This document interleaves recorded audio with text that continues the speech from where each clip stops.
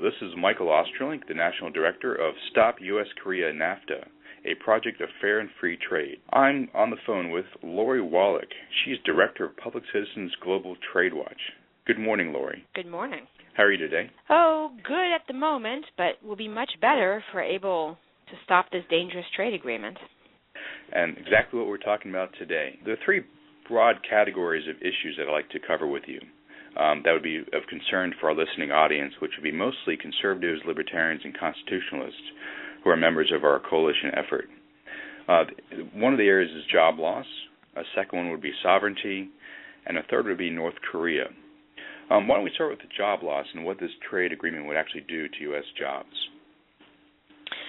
Well, the most worrying thing is that the International Trade Commission, that's the government research division that studies all of our trade agreements, has projected that this agreement with Korea will increase our global trade deficit.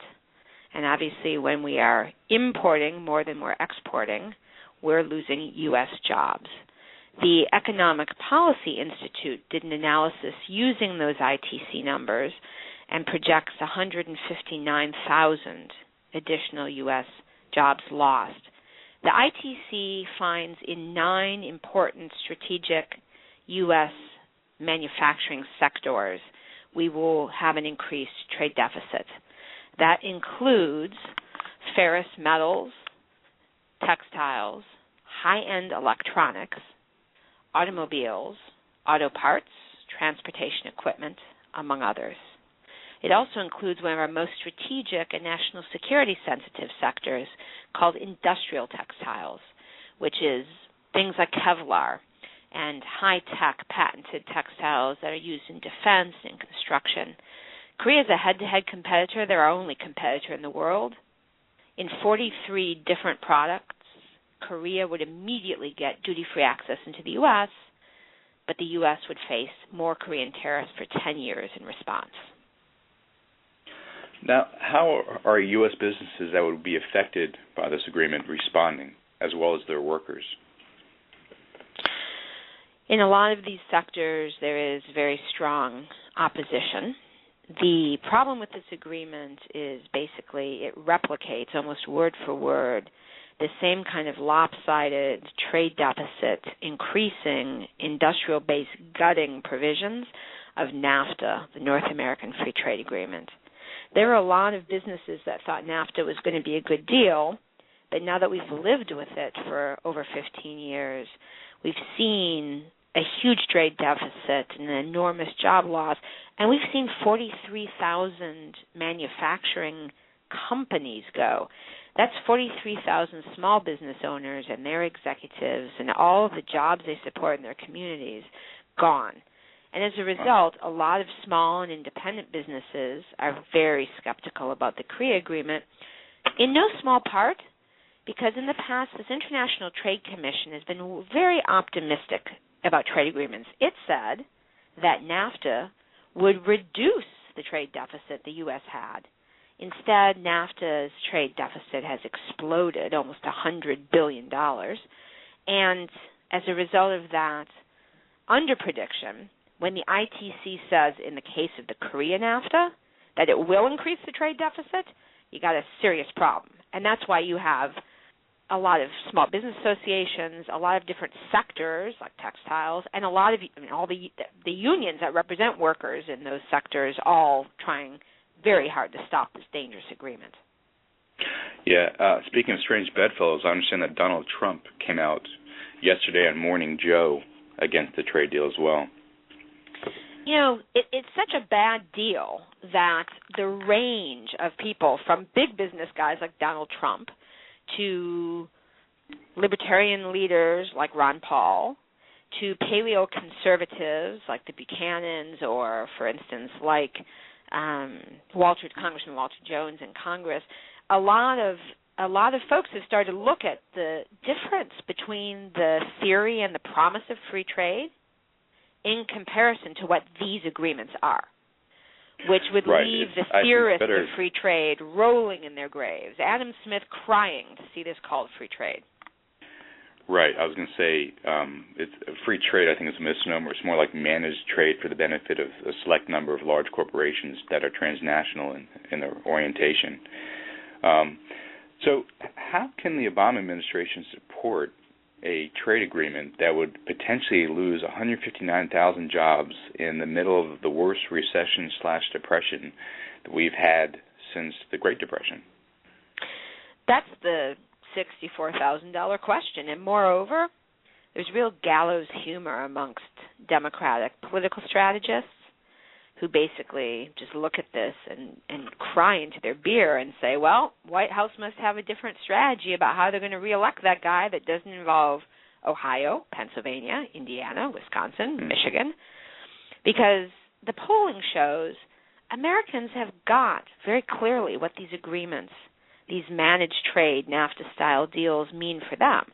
And so it may be the only issue where there is across the political spectrum opposition that is astonishing across geographic regions, from the most left Democrats to the most conservative Tea Party voters, self-identified people hate these agreements and want no more of them, which is, like, for instance, an interesting quandary because, well, everyone's wondering what the heck was Obama thinking. Practically, he's not going to get but for hardly any Democratic votes in Congress.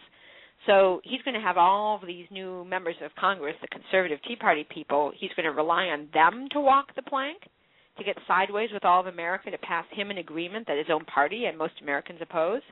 But that's the political mystery of this. What is he thinking? And will those new Republicans go along and then pay the consequences? This is Michael Ostrolenk, the National Director of Stop U.S. Korea NAFTA. You can visit our website at stopkoreanafta.org. And I'm speaking with Lori Wallach, Director of Public Citizens Global Trade Watch. Lori, what's your URL for your website? It is tradewatch.org, www.tradewatch.org. And, you know, one of the most scary things, and this is sort of getting into the sovereignty issue that's on that website, is we mapped all 200-plus Korean corporations currently operating in the U.S. who this agreement would give new rights to sue the U.S. government, raid our Treasury in World Bank and United Nations panels. We actually have a map, so you can click into your area and figure out who could go after your state or other law and raid your tax dollars using this agreement. And I understand that Congressman Jones, who you properly titled a paleo-conservative, and the more libertarian-leaning Ron Paul did a joint letter to their colleagues on the Hill, and they addressed the sovereignty issue. Did they speak any differently than what you just said in terms of the Korean companies being able to go to either the UN or to the World Bank? Were there other issues that they addressed in their letter? Yeah, their letter, by the way, is really important because it sent a signal warning all of these new Republicans not to get bamboozled by promises of the theory of free trade, to look between the pages of this agreement and see what it really would do for the country. And it urged their colleagues to oppose, and it introduced the issue of the Korea agreement replicating this sovereignty-invading system where if we were to implement that agreement, every Korean transplant company in the U.S., and for that matter, Chinese companies, if they're incorporated in Korea and then come here, their subsidiary, would have a new right to attack any U.S. policies U.S. companies have to meet, and to sue the U.S. government demanding compensation in our tax dollars, but not suing in court, but can sue the U.S. government at the United Nations or at the World Bank. So what this agreement is about is empowering foreign corporations to have special rights and privileges in our country and the right to demand compensation of our dollars outside our court system in foreign tribunals. And this, by the way, certainly is a key theme of Ron Paul and Walter Jones' letter. But this also animates opposition from state legislators. The Bipartisan National Conference of State Legislatures has specifically in its policy position on Korea focused on opposing any Korea agreement that would allow these foreign tribunals, which this does, bipartisan states' rights, states' legislators, and the progressives, the liberals, who see this as a threat to democracy and unfair as far as having foreign companies have better rights than our own companies, are against it. This is one of those outrageous things in this agreement that unites opposition.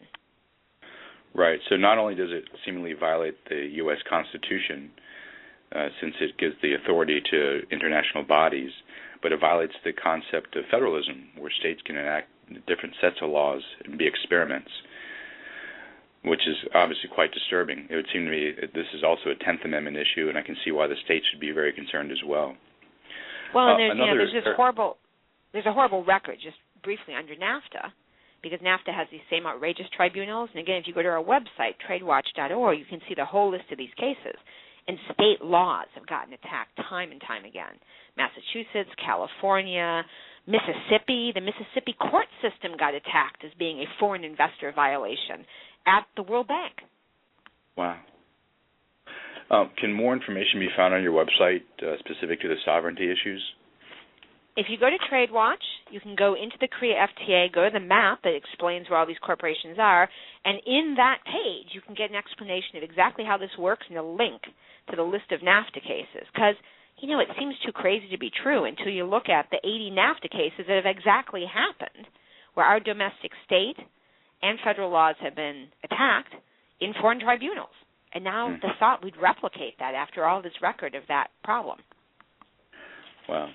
Well, besides increasing the trade deficit, potentially losing up to 159,000 jobs in the middle of one of the worst recessions we've ever faced, giving authority over to international bodies, there's also concern on the right amongst conservatives and such about benefiting North Korea with this trade deal, and possibly even China. Can you speak to that issue? This is maybe the scariest part of it, national security threat, because the way that the agreement is written, products that are assembled in South Korea but that contain a majority of content of parts of inputs from North Korea would be given duty-free access into the United States. What this means practically is that at the very time that the North Koreans are increasing their belligerence and hostility, are posing a threat, a fundamental threat, to our security and that of South Korea, we would be poised to pass a trade agreement that would channel billions of new hard currency revenue to buy more weapons and to keep that dictatorship, the Kim dictatorship in North Korea, alive, so that while we're theoretically having sanctions in place, our trade agreement would practically empower North Korea to get billions more in revenue and keep them afloat. So here we have a trade agreement that is not free trade, that would basically be the lifeline to prop up a Stalinist dictatorship, one that we're trying to sanction out of existence because it's such a threat to us. And instead the trade agreement would expand their revenue and power. Well, it sounds like between job loss, loss of sovereignty, and empowering North Korea, there are lots of reasons why conservatives, libertarians, and constitutionalists should oppose the Korea Free Trade Agreement. We would encourage actually folks to go visit our website at stopUSKoreaNAFTA.org and sign our petition against the trade deal. Lori, are there any last thoughts you might have in terms of educating our listeners about this issue? I think the most important thing is for folks to understand that we can make the difference and stop this. The founders were very wise in constructing the Constitution. In Article 1.8, they gave Congress exclusive jurisdiction over trade policy. And they did that to avoid some of the very things that the executive branch has now done, the abuses of manipulating foreign policy through a trade agreement, i.e. undermine the sanctions program through a trade agreement. They did that to avoid favoritism, giving such goodies to multinationals while destroying our domestic producers. It is now for us as citizens to make that a living constitution and hold our elected representatives in Congress, because this fight is going to happen in the House of Representatives. And if we get a majority who say no, who exercise that constitutional Article 1.8 authority, and we as activist citizens make sure our members of Congress are representing us and honoring their obligations under the Constitution, we can stop this. This is one of those things that we actually can affect. We can avoid this damage. It is foreseeable, and we are the ones who can change it, but only if we all get involved and get our House members to commit to vote no. Well, I've been speaking with Lori Wallach, Director of Public Citizens Global Trade Watch. Lori, thank you so much for your time. Thank you. Thank you for your leadership.